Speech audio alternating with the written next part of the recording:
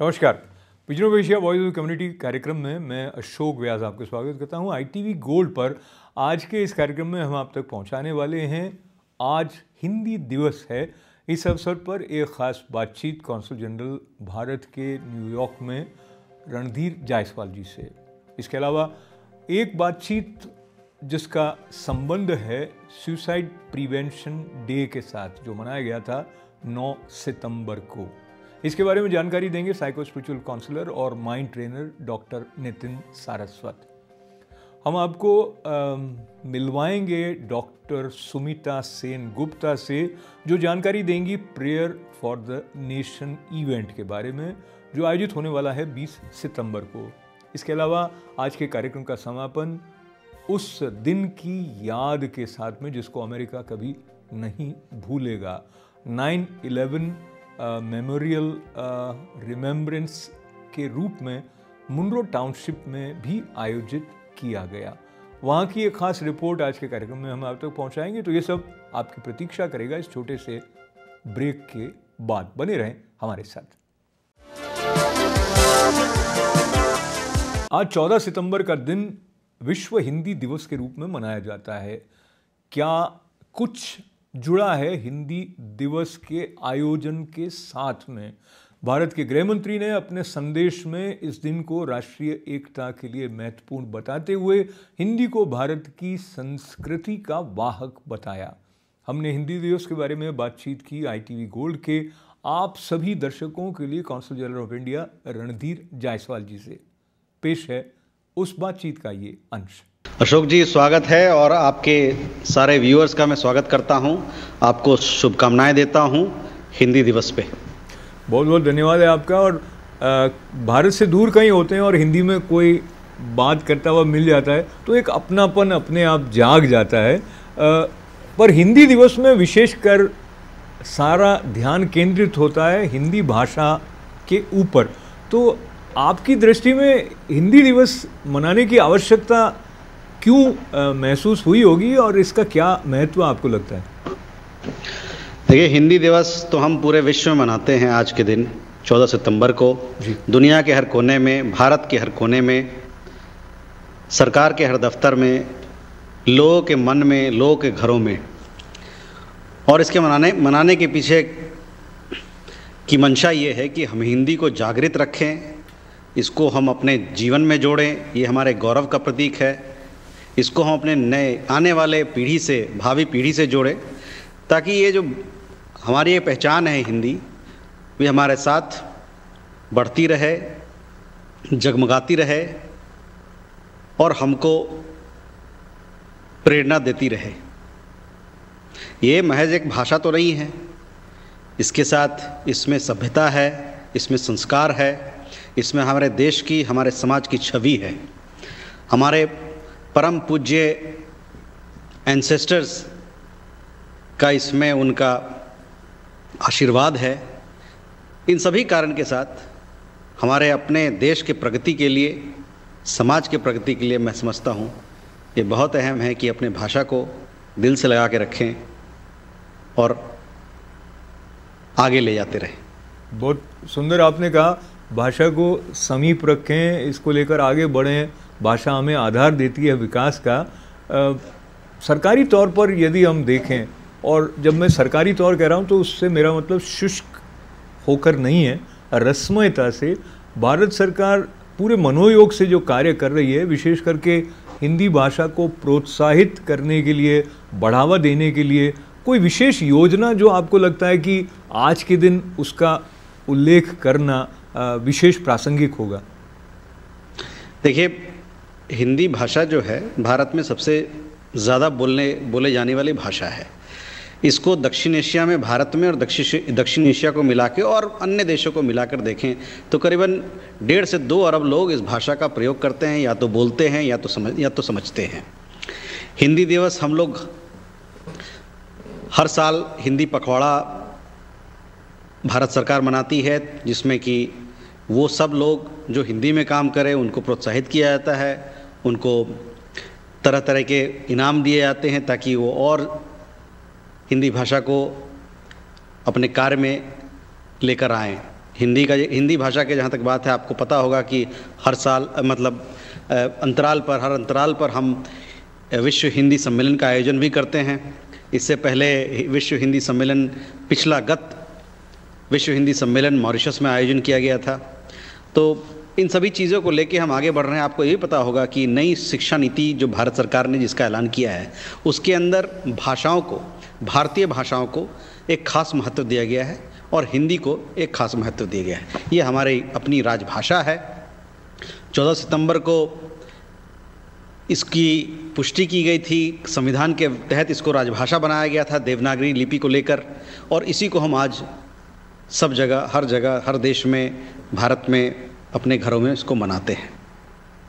बहुत ही सुंदर संदर्भ हिंदी भाषा का लेते हुए आपके अनुभवों का लाभ हमारे दर्शकों तक पहुँचे। आप विदेश सेवा में हैं भारत की, तो कई देशों में जाने का अवसर होता है, अलग अलग लोगों से मिलना भी एक सुंदर अनुभूति देता है।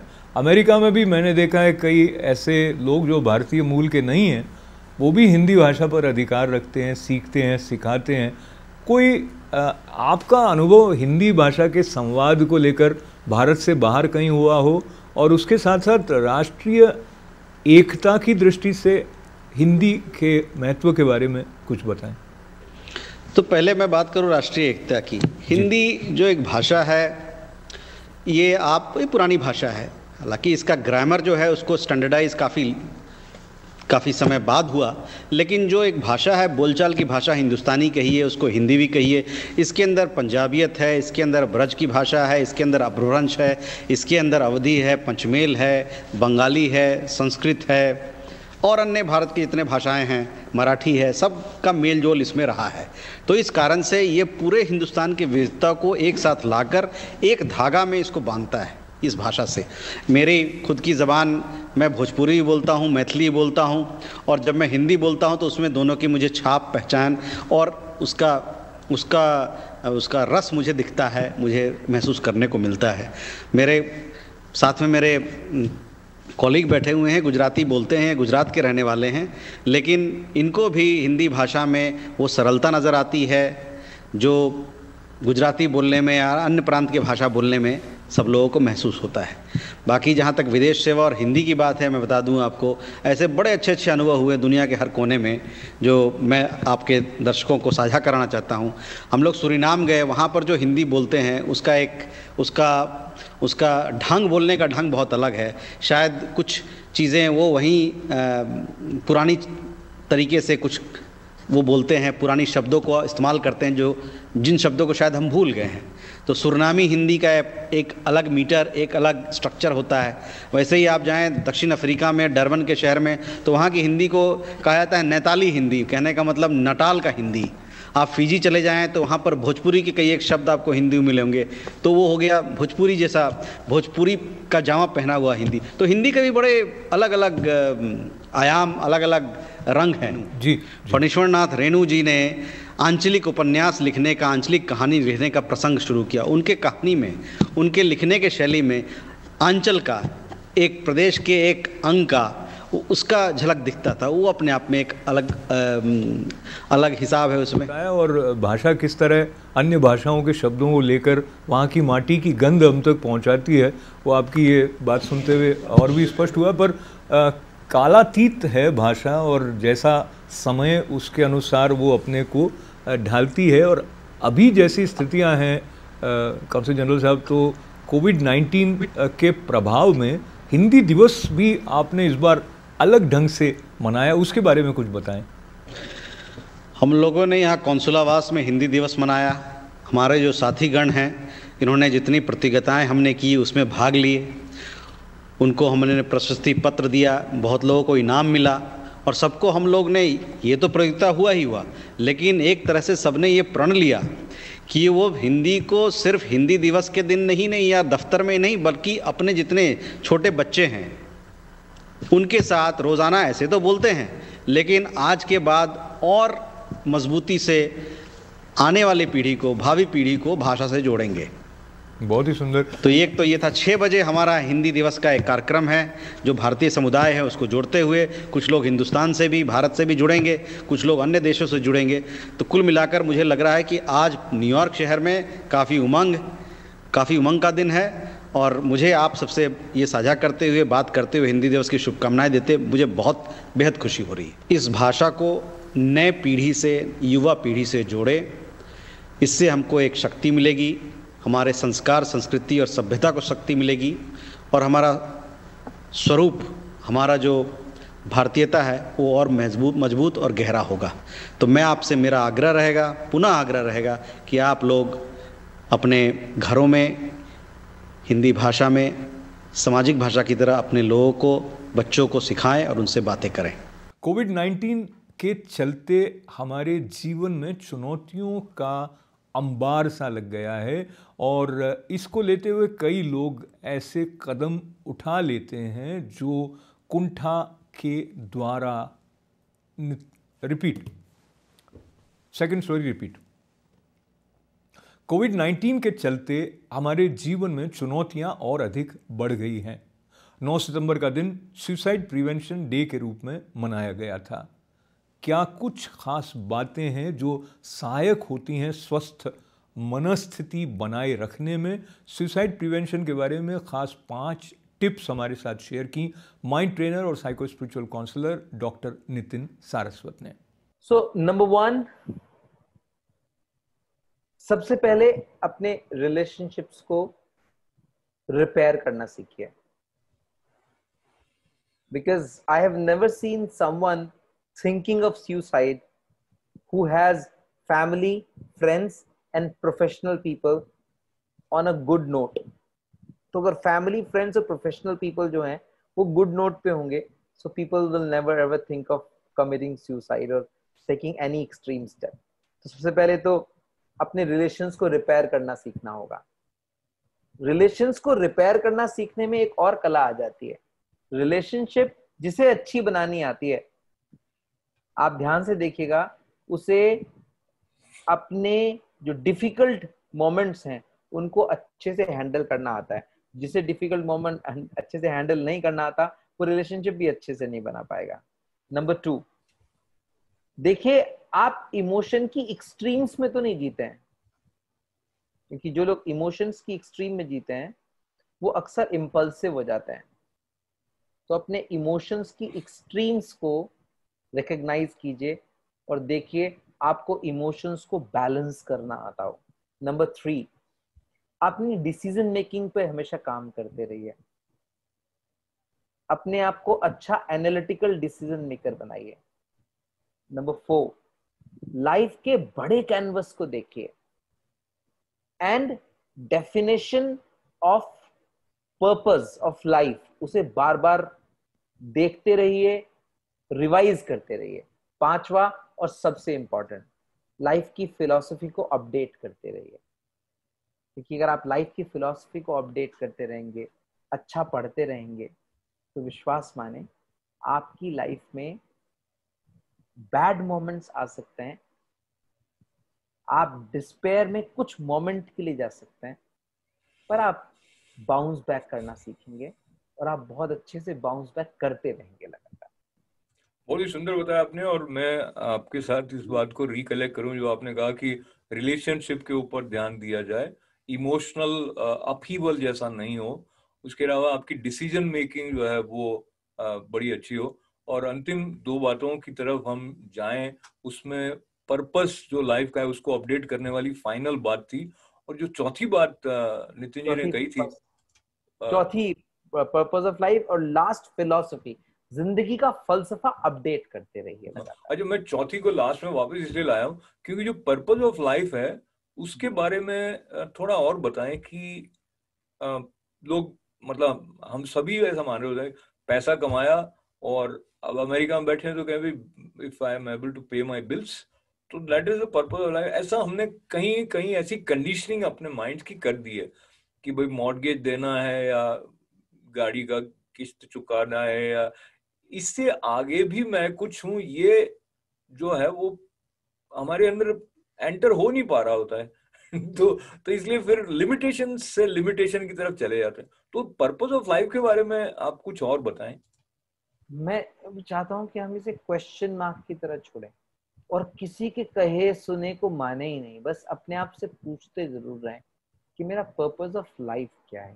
जैसे मेरे एक बहुत अच्छे मित्र हैं निशेष जार जी, मथुरा से हैं, उनका एक बहुत प्यारा शेर है कि जब से खुद में खुदा को पा गया हूँ, खुदा की कसम मैं घबरा गया हूँ। हाय हाय हाय।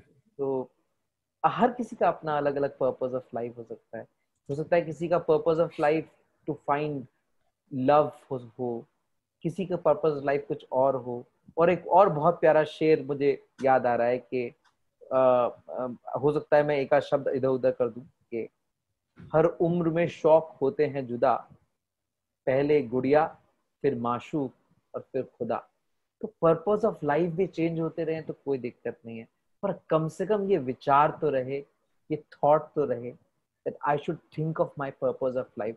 जिंदगी ऐसे ना कट जाए कि बस मैं जिए जा रहा हूँ, पता नहीं क्यों जिए जा रहा हूँ, पर जिए जा रहा हूँ।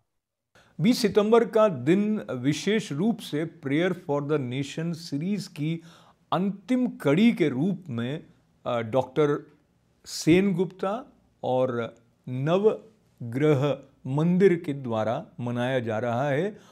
ऑनलाइन आयोजित होने वाले इस कार्यक्रम के बारे में जानकारी के साथ doctor Sumita Sen Gupta. Hello friends, my name is Dr. Sumita Sengupta. I'm here once again to tell you about our finale program, A Prayer for the Nation. We've been doing this since April 2020 from the onset of COVID-19, and we will be concluding this on September 20th, which is Sunday, 2020. It will take place virtually via Zoom. It will be from 11 a.m. to 1 p.m. I would like to tell you a little bit about this program, how it's different from the other programs that we've done. Our program is centered around doing prayers for our nation and for the world, for the people who were heroes that went to call to help all the victims of COVID, for the victims themselves, the ones who've survived and the ones who've died, and for their families. This has affected every state in our nation. It has affected the world and our motherland, India. So we are all in it together in the globe. And when we have such an insurmountable obstacle, an opposition, and an enemy that we don't know, then prayer is the answer. So we have been praying since April so that everybody can recover and we can renew our lives and start afresh again. So please join us. This program will have numerous congressmen, assemblymen, state senators, city councilmen, very important people from our community, and just everyday people just wanting a better life for everyone. We especially want to thank Dr. Sudhir Parikh, who's been a great friend to this project. And you, Ashok, we want to thank you for always hosting us and letting the public know. So please join us. Please share your prayers for everyone who has encountered COVID or through a friend or family member or an associate. And we together collectively can pray for victory and to get back to some level of normalcy. So I hope you will join us. As we always say, when obstacles come, you have to call Lord Ganesha. And Lord Ganesha removes the obstacles.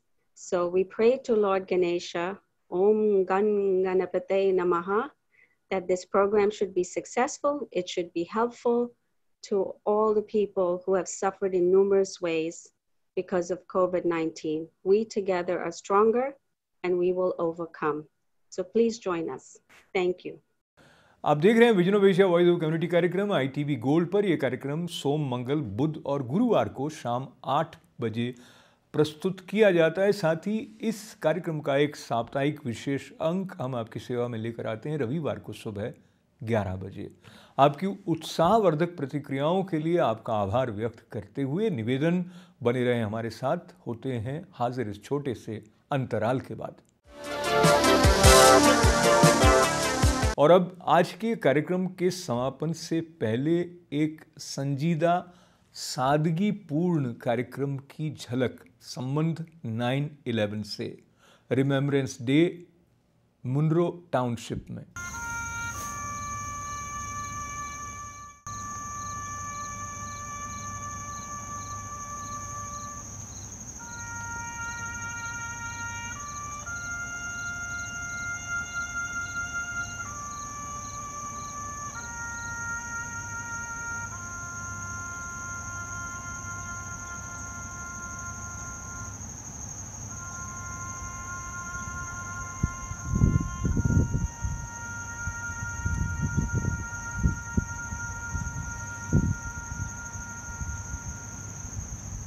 Today, on this National Day of Service and Remembrance, we honor the 9/11 victims, survivors, and those who rose up in response to the attacks 19 years ago.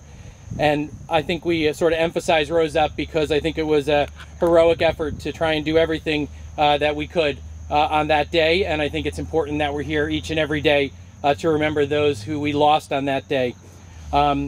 We gather to remember our residents, their families, and all those affected by the tragic events. We pay tribute to our first responders who continue to answer the call of service each and every day here in Monroe Township.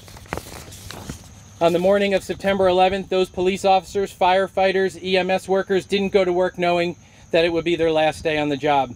But because they had sworn to protect and serve, they did just that. And today this continues in our township today.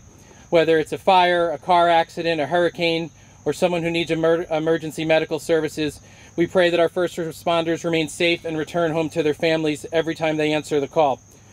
We remember not only those heroes, but the heroes that worked in the Trade Center, the passengers on the planes, the families, friends, and loved ones left behind. I think our being here and our commemorating this reminds us that they will never be forgotten. And so does this park.